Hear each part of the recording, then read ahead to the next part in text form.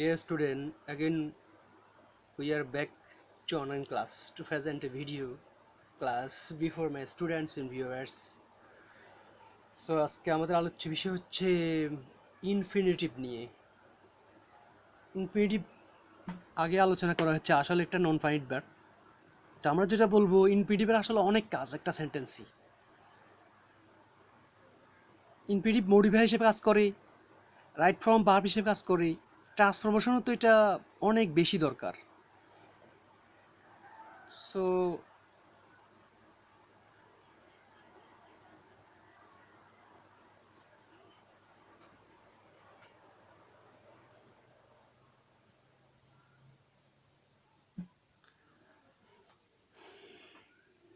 তো শুরুতে দেখা যাচ্ছে ইনফিনিটিভ নিয়ে আমরা ডিসকাস করবো আজকে, এবং ইনফিনিটিভ মডিফায়ার হিসেবে কাজ করে, প্লাস রাইট ফর্ম ভার্ব, যেটাকে আমি verbs in the right form আকারে লিখি, এরপর এটা ট্রান্সফরমেশনে লাগবে। হাউএভার ইনফিনিটিভ একটা নন ফাইনাইট ভার্ব। নন ফাইনাইটের প্রকারগুলো আগে আলোচনা করা হয়েছে এবং নন ফাইনাইটের সংজ্ঞার আগের ক্লাসে দিয়ে দেওয়া হয়েছে। সো ইনফিনিটিভ ক্লিয়ার বুঝতে হলে বা এটা সম্পর্কে আরও ইনফরমেশন লাগলে সেটা হচ্ছে আগের ক্লাসটা দেখতে হবে। তো আজকে এই পেজে যেটা ইনফিনিটিভ নিয়ে আলোচনা করবো সেটা হচ্ছে ইনফিনিটিভ একটা নন ফাইনাইট ভার্ব। প্রথম স্টারে লেখা আছে ইনফিনিটিভ নন ফাইনাইট ভার্বের একটা প্রকার। ইনফিনিটিভের গঠন প্রণালীটা সাধারণত আমরা যেটা জানি সেটা হচ্ছে যে টু প্লাস ভার্বের বেস ফর্ম, ভার্বের মূল ফর্মটা। উই রিড টু নো আমরা জানার জন্য পড়ি। উই হেল্পড রহিম পাস, আমরা রহিমকে পাস করতে সাহায্য করেছিলাম। এরপর স্টার যেটা লেখা আছে সেটা হচ্ছে ভার্বের বেস ফর্ম, অ্যাকচুয়াল সংজ্ঞা যেটা ইনফিনিটিভের। যদি টু প্লাস ভার্ব মানে ইনফিনিটিভ হতো তাহলে উই হেল্পড রহিম পাস, এখানে টু নেই তবুও পাস শব্দটা ইনফিনিটিভ। সো এটা আমাদেরকে ভাবিয়ে তুলতেছে আসলে আমাদেরকে রিডিফাইন করতে হবে ইনফিনিটিভের সংজ্ঞা। যদি আমরা টু প্লাস ভার্ব নিয়ে ইনফিনিটিভ বা টু প্লাস ভার্বের বেস ফর্ম বা প্রেজেন্ট ফর্মকে যদি ইনফিনিটিভ বলে থাকি তাহলে উই হেল্পড রহিম পাস, এখানে পাসটা কীভাবে ইনফিনিটিভ হলো? We should rethink about the matter. তো যার কারণে আমাদেরকে ইনফিনিটিভের সংজ্ঞাটা হচ্ছে আসলে মূলত আপাতত আমরা যদিও টু প্লাস ভার্বের প্রেজেন্ট ফর্ম ভার্বের বেস ফর্মকে ইনফিনিটিভ বলে থাকি, তবে এটা দিয়ে ক্লাস চালানো যায়, পরীক্ষা পাস করা যায়, but we should have the actual thing. ভার্বের বেস ফর্ম যখন নন ফাইনাইট ভার্বে ব্যবহৃত হয় তখন তাকে ইনফিনিটিভ বলে। This is the actual definition of an infinitive. ভার্বের বেস ফর্ম মূল ফর্ম যখন নন ফাইনাইট ভার্বে ব্যবহৃত হয় তখন তাকে ইনফিনিটিভ বলে। মূল ফর্ম তবে ফাইনাইট ভার্বে বসবে না, যার সাবজেক্ট থাকবে না, সাবজেক্ট ছাড়া নন ফাইনাইট ভার্বেই বসবে, তখন আমরা এটাকে ইনফিনিটিভ বলি। ইনফিনিটিভ ভার্সাস জিরান বা ইনফিনিটিভ অ্যান্ড জিরান।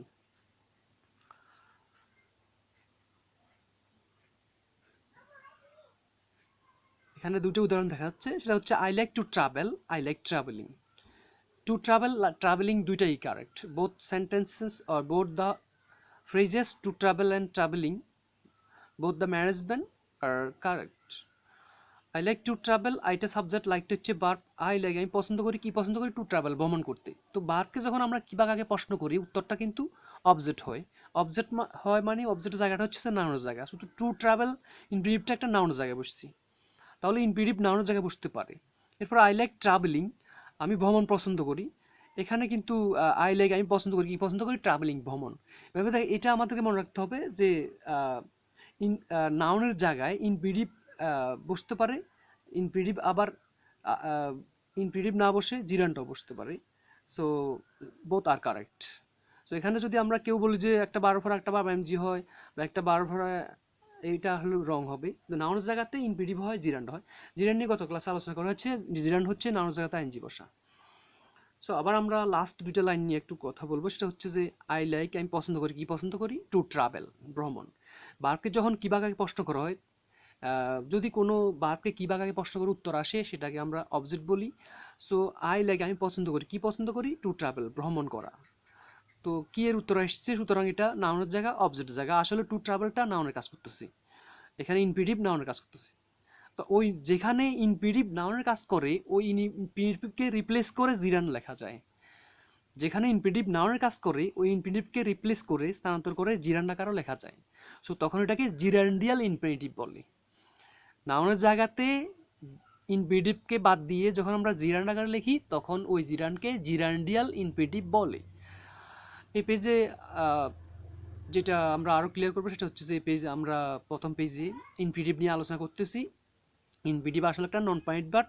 নন পয়েন্ট কোনটা, নন পয়েন্ট ভার্ব কি, নন পয়েন্ট ভার্ব কত প্রকার, সেটা আগের ক্লাসে আলোচনা করা হচ্ছে। এই ক্লাসটা তাহলে ইনফিনিটিভ সম্পর্কে বা নন পয়েন্ট সম্পর্কে জানার জন্য আগের ক্লাসটা দেখার জন্য অনুরোধ করা হচ্ছে, বলা হচ্ছে। তো আমরা আবার বলবো ইনফিনিটিভ নিয়ে, যে ইনফিনিটিভ এক ধরনের নন পয়েন্ট ভার্ব। নন পয়েন্ট ভার্ব কি, যেটা আসলে সেন্টেন্সে কি করে, মানে বারবার কাজ করে না। এর আগে ক্লাসে বলা হচ্ছে বারবার কাজ না করলে যে সমস্ত একটা সেন্টেন্সের মধ্যে যে সমস্ত বার্বগুলা ভার্বের মতো দেখলেও আসলে তারা ভার্বের কাজ করে না, করে অন্য কিছুর, অ্যাডজেক্টিভের কাজ করে, নাউনের কাজ করে, অ্যাডভার্বের কাজ করে, মডিফায়ারের কাজ করে। এদেরকে আমরা নন পয়েন্ট ভার্ব বলি। যেমন নিশ্চয়ই দেখা যাচ্ছে যে টু ট্রাভেলিং, এরা আসলে ভার্বের কাজ না করে করতেছে নাউনের কাজ। তো এভাবে যে সমস্ত ভার্বগুলা বাক্যে কখনো নাউনের কাজ, কখনো অ্যাডজেক্টিভের কাজ, কখনো অ্যাডভার্বের কাজ করে, তখন ওই সমস্ত ভার্বকে আমরা কি বলি, নন পয়েন্ট ভার্ব বলি। আর ওই নন পয়েন্ট ভার্বগুলোর মধ্যে একটা হচ্ছে ইনফিনিটিভ। আর সাধারণত আমরা যেটা জানি ইনফিনিটিভ বলতে টু প্লাস ভার্বের বেস ফর্মকে বোঝায়। তো টু প্লাস ভার্বের বেস ফর্মকে বোঝায়, এটা একটা ক্লিয়ার কনসেপ্ট না। ক্লিয়ার কনসেপ্ট হচ্ছে সেটা হচ্ছে উই, যেটা ওয়ান স্টার লেখা আছে নিচের দিকে, ভার্বের বেস ফর্ম যখন নন পয়েন্ট ভার্বের কাজ করে, নন পয়েন্ট ভার্বের ব্যবহার হয়, তখন তাকে আমরা ইনফিনিটিভ বলি বা তখন তাকে ইনফিনিটিভ বলে। সো এই পেজে আমরা টু প্লাস ভার্বকে ইনফিনিটিভ বলে এটা বলতে পারি। বা আরও যদি সাধারণত স্টুডেন্টরা, আমাদের ইন্টারমিডিয়েট স্টুডেন্টরা ইনফিনিটিভের সংজ্ঞা তারা এটাই শিখে আসছে, টু প্লাস ভার্বের বেস ফর্ম মানে ইনফিনিটিভ। সো তারা যদি না বুঝে, আপাতত তারা টু প্লাস ভার্বের বেস ফর্ম মানে ইনফিনিটিভ নিয়ে আগাতে থাক। পরবর্তীতে আমরা যে ওয়ান স্টার আছে সেটা নিয়ে আরও যখন ক্লাস করবে, ক্লাস পাবে, তখন আরও জিনিসটা ক্লিয়ার হয়ে যাবে। তো আপাতত আমরা টু প্লাস ভার্বকে ইনফিনিটিভ বলি। আর যারা অ্যাডভান্সড লেভেলের আছে তারা ভার্বের বেস ফর্ম যখন নন পয়েন্ট ভার্বের ব্যবহৃত হয় তখন তাকে ইনফিনিটিভ বলে। এটা আরও বুঝে আরও ক্লিয়ার করার চেষ্টা করবে। এবার আমরা চলে যাচ্ছি পেজ নাম্বার 2-তে।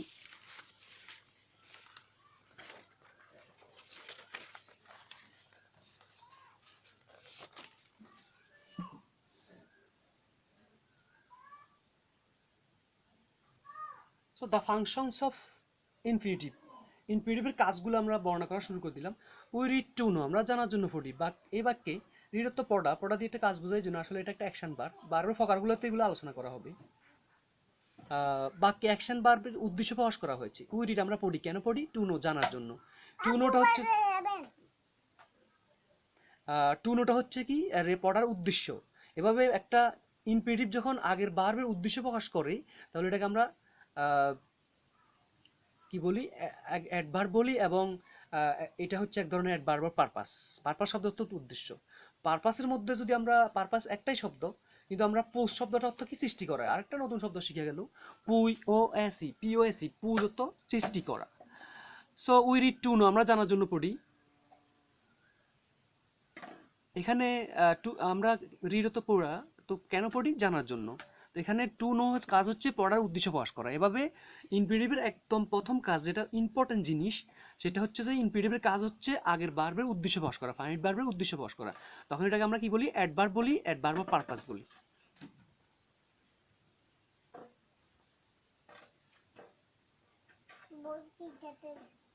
হ্যাঁ, তো এই অবস্থায় যখন ইনফিনিটিভ ভার্বের, মূল ভার্বের, ফাইনাইট ভার্বের উদ্দেশ্য প্রকাশ করবে, এটাকে আমরা অ্যাডভার্ব পারপাস বলি। আর অ্যাডভার্ব পারপাস যখন হবে ইনফিনিটিভ, তখন এটাকে আমরা কমপ্লেক্স করার সময় সো দ্যাটের আশ্রয় নেব। সো এখানে লেখা আছে এই অবস্থায় সো দ্যাট দিয়ে সিম্পলকে কমপ্লেক্স করতে হয়। টু, তখন to equal to so that plus subject can বা কুড ব্যবহার করেই আমরা এটাকে কমপ্লেক্স করতে হবে। তো উই প্ল্যান্ট ট্রিজ, আমরা গাছ লাগাই, টু সেভ আস, আমাদেরকে বাঁচানোর জন্য। এটাকে আমরা কমপ্লেক্স করতে হলে টু এর জায়গায় সো দ্যাট সাবজেক্ট ক্যান লাগাবো। সাবজেক্টটা প্রথম উই থেকে নেব, প্রথম সাবজেক্ট থেকে নেব। তো এটাকে কমপ্লেক্স করবো আমরা, we plant trees so that we can save us. এই ইনগ্রেডিয়েন্টটাকে আমরা কমপ্লিটিং সেন্টেন্সে আসবে, কমপ্লিটিং সেন্টেন্সে কাজে লাগাইতে পারি। পরীক্ষাতে আসবে উই প্ল্যান্ট ট্রিজ সো দ্যাটের পর খালি থাকবে, তখন আমাকে কি করতে হবে, সাবজেক্ট দিয়ে ক্যান দিয়ে একটা সেন্টেন্স লিখতে হবে। Of course after so that you must write can or could or modal auxiliary like this. So that একটা মডেল অক্সিলারি ভার্ব ডিমান্ড করে, and you have to think it clearly or seriously.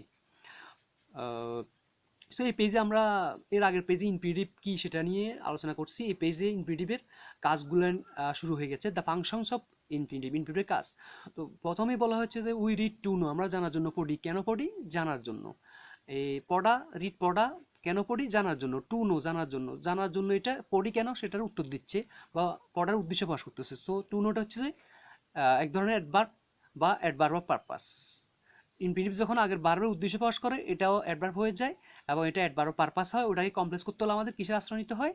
সৌদের আশ্রয় নিতে হয় এবং সৌদের উপর of course আমাদের একটা can বা কুড বা এই ধরনের একটা মডেল অক্সিলারি ভার্বকে আমাদের ব্যবহার করতে হবে। থিঙ্ক পেজ নাম্বার 2 মোটামুটি কাভার্ড হয়ে গেছে।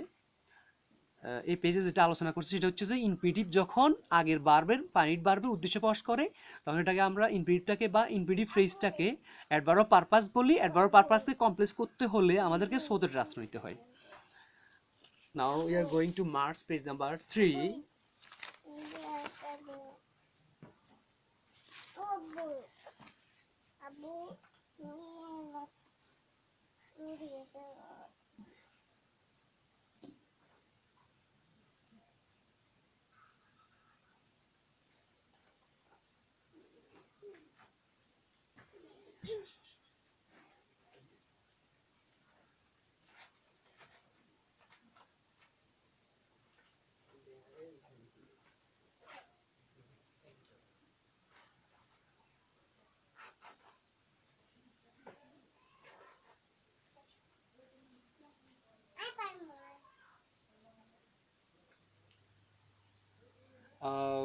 Students, now we are going to Mars page number 3. এবার আসতেছে ইনফিনিটিভ আরেকটা কাজ। ইনফিনিটিভ তো টু প্লাস ভার্ব আমরা সামহাও বুঝতে পারলাম।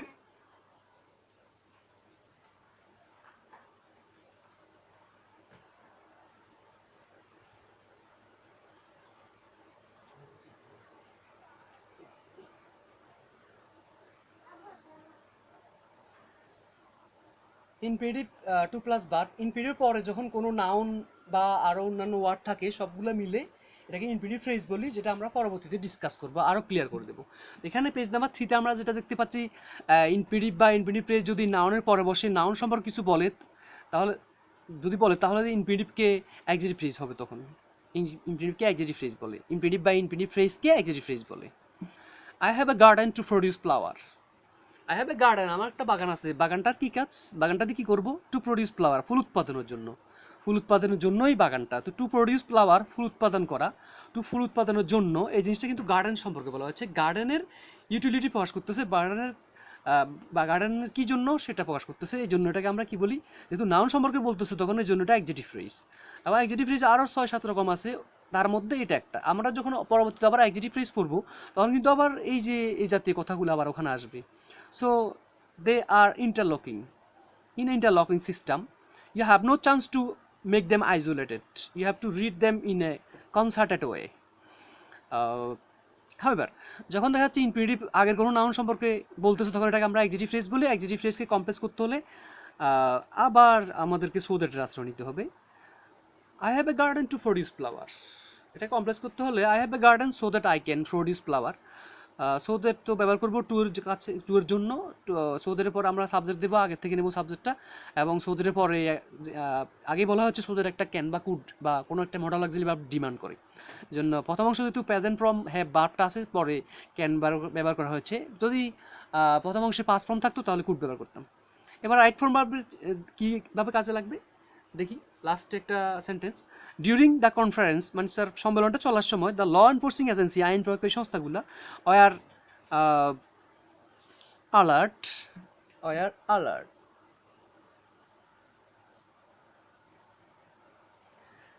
During the conference, the law enforcing agencies were alert so that no one cause violence. So that এর কারণে cause এর আগে কিন্তু আমাদের একটা ক্যান লিখতে হবে। So that no one can cause violence. এই জাতীয় জিনিসগুলো দিয়ে এসএসসি বা ইন্টারমিডিয়েট লেভেলে রাইট ফর্ম ভার্ব হয়।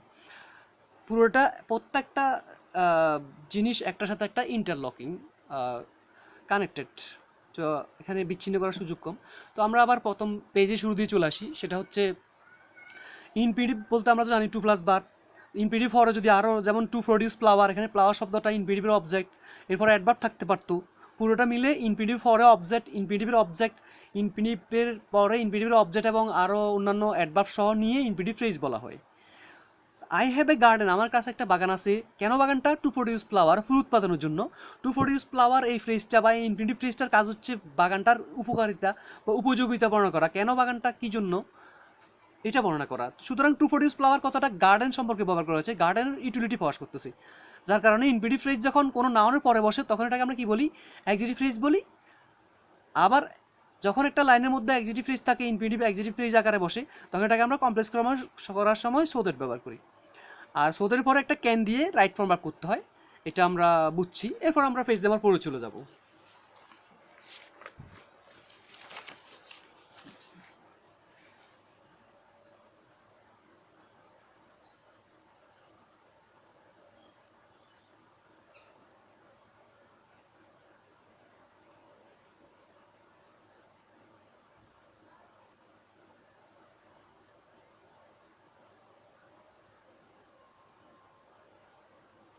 পেজ নাম্বার 4 হচ্ছে সবচেয়ে ইম্পর্টেন্ট পেজ আজকের ক্লাসের মধ্যে।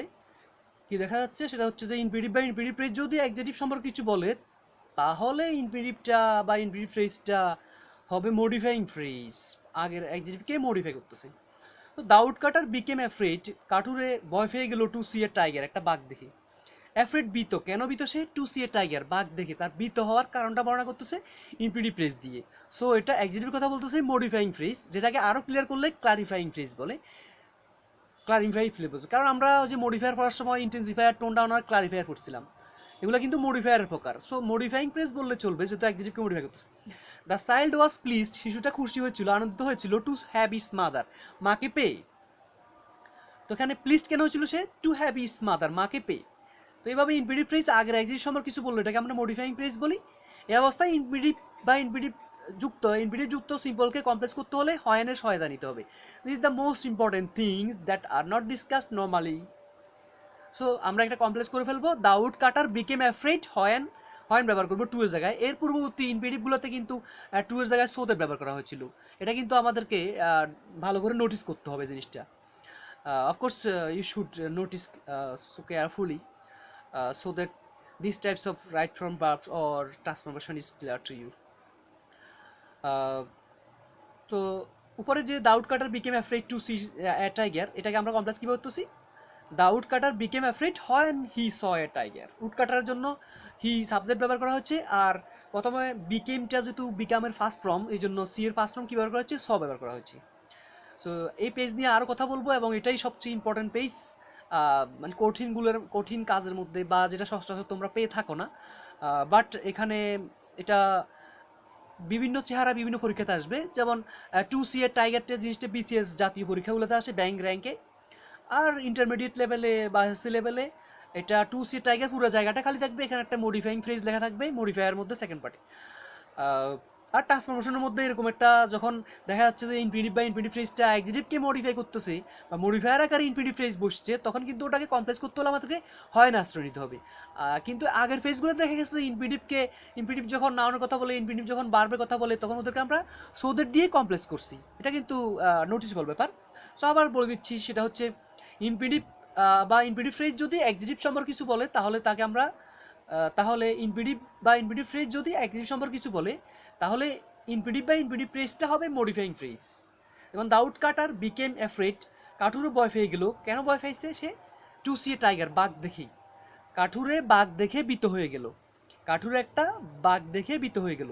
এখন টু সি এ টাইগার, একটা বাঘ দেখে, এই জিনিসটা কিন্তু অ্যাডজেক্টিভ ফর্মে বসছে। যখন ইনফিনিটিভ বা ইনফিনিটিভ ফ্রেজ অ্যাডজেক্টিভ ফর্মে বসে, তখন এটাকে আমরা মডিফাইং ফ্রেজ বলি, বা আরও ডিটেলস বললে ক্লারিফাইং ফ্রেজ হবে। সো দাউদ কাটার বিকেম অ্যাফ্রেড, কাঠুরে ভয় পেয়ে গেল। কেন ভয় পাইছে? টু সি এ টাইগার, একটা টাইগার দেখে। তো টু সি এ টাইগার কথাটা অ্যাফ্রেডের কারণ বর্ণনা করতেছে, অ্যাডজেক্টিভের কথা বলতেছে, যার কারণে টু সি এ টাইগারটা হচ্ছে কি মডিফাইং ফ্রেজ। এই অবস্থায় একটা স্টারের মাছ বড় দেখা যাচ্ছে, এই অবস্থায় ইনফিনিটিভ যুক্ত সিম্পল সেন্টেন্সে কমপ্লেক্স করতে হলে হয়েনের সহায়তা নিতে হবে। তার মানে টু এর জায়গায় হয়েন দিয়ে কমপ্লেক্স করতে হবে, বা টু এর জন্য হয়েনকে ব্যবহার করে কমপ্লেক্স করতে হবে। সো কমপ্লেক্সটা কীভাবে হলো? দাউদ কাটার বিকেম অ্যাফ্রেড, এরপরে টু এর জায়গায় হয়েন হি স এ টাইগার লিখবো, হয়েন ব্যবহার করবো, এবং হয়েনের পরে সাবজেক্ট আসবে, সাবজেক্টটা আগে থেকে আসবে উডকাটার থেকে প্রনাউন আকারে, এবং সি এর ফার্স্ট ফর্ম স বসছে কেন? বিকামের ফার্স্ট ফর্ম বিকেম। তাহলে দেখা যাচ্ছে আলটিমেটলি কমপ্লেক্স কি? The wood cutter became afraid, when he saw a tiger. আরেকটা সেন্টেন্সের কমপ্লেক্স হচ্ছে the child was pleased when it had its mother. To হ্যাভটা প্রেজেন্ট ছিল, পরে কিন্তু এই লাইনটাতে ওয়াজটা ফার্স্ট ফর্ম হতে পরবর্তীতে হ্যাভকে হ্যাড করে ফার্স্ট ফর্ম করা হয়েছে, কারণ আমরা কমপ্লেক্স সেন্টেন্সের দুই অংশ একই টেন্স রাখতে চেষ্টা করি। Thank you all my students and viewers, thanks.